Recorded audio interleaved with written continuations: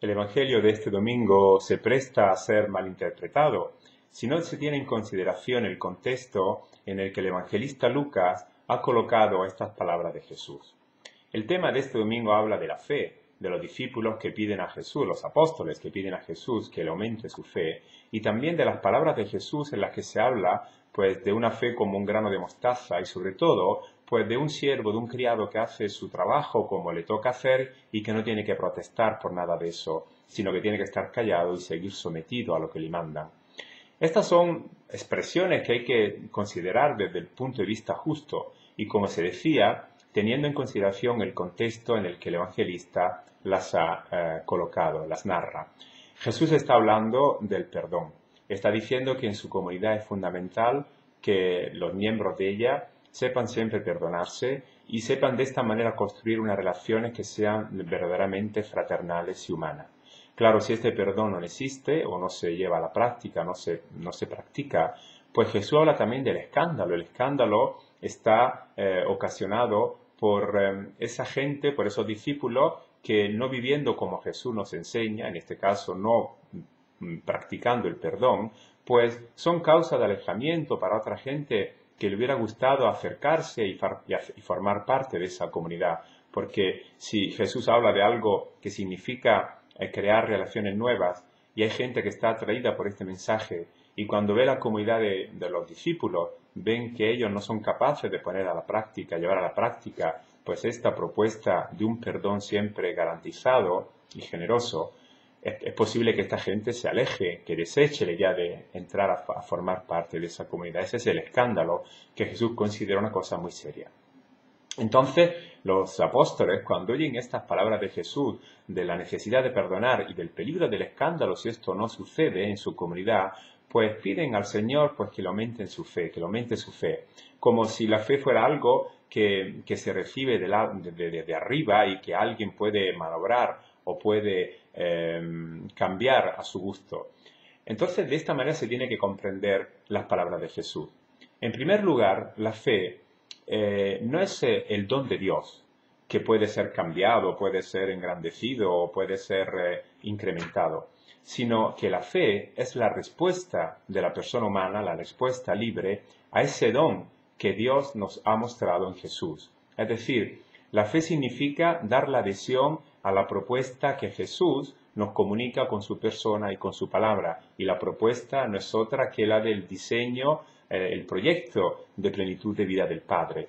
La realidad humana realmente transformada por su amor, la sociedad nueva que llamamos el reinado de Dios. Este es el proyecto que Jesús nos ha presentado. Este es el don que nos permite de poder llegar a ser personas auténticas, pero que necesita de la respuesta libre y entusiasta de la persona. Y por eso la fe se considera y hay que considerarla como la adhesión, la respuesta libre a este proyecto. Por eso Jesús dice a sus apóstoles, a estos discípulos, que la fe no es cuestión de grandeza.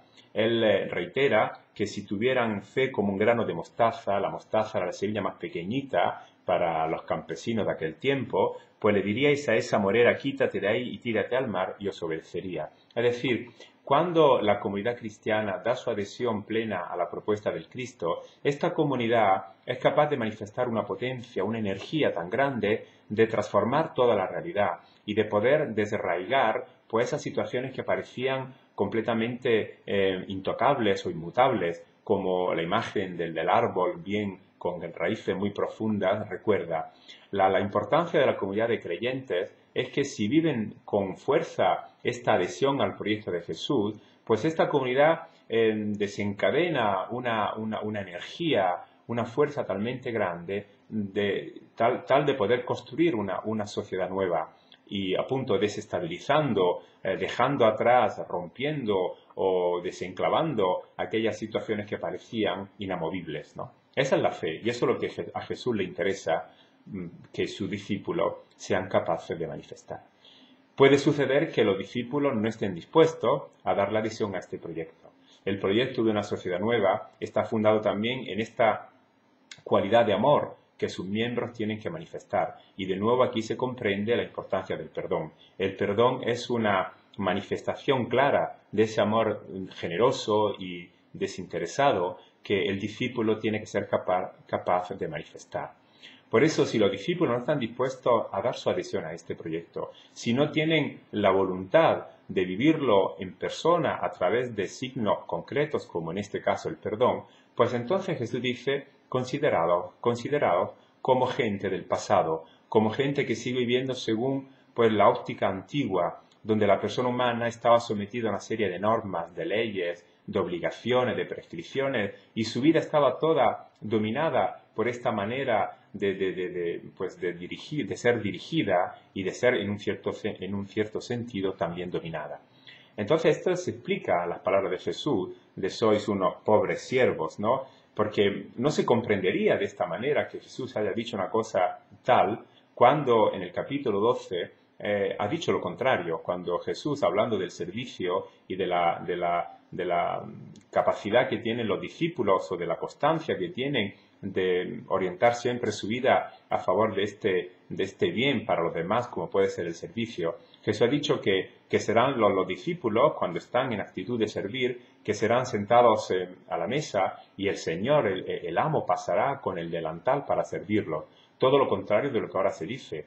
Ahora se está diciendo que el criado pues se pone el delantal y tiene que servir a su amo cuando se sienta a la mesa. Entonces son palabras muy contrastantes entre lo que significa una actitud del Señor que se pone a servir a su discípulo y una actitud, en este caso, del discípulo, del siervo, que tiene que servir a su Señor.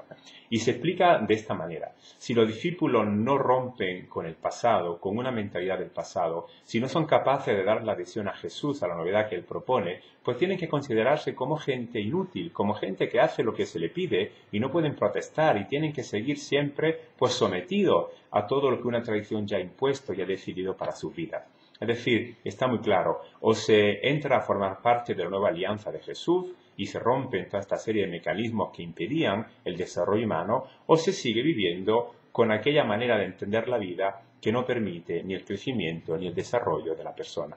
Por eso hay que entender bien estas palabras. Jesús nunca considera y nunca nos considera como pobres siervos o siervos inútiles. Para Él nosotros somos sus amigos, somos la gente que realmente puede colaborar para construir una realidad humana nueva. Somos hijos del Padre, hijos del Altísimo, es decir, que recibimos toda su gracia y toda la fuerza de su Espíritu para que nuestra vida asemeje siempre cada vez más a la de Él. Por eso, si se entiende bien este Evangelio, lo que Lucas nos está proponiendo es la opción de dar siempre nuestra adhesión total y plena a la propuesta del Cristo. Esto nos hace criaturas nuevas y esto nos permite de identificarnos plenamente con el Padre y de ser una sola cosa con Él.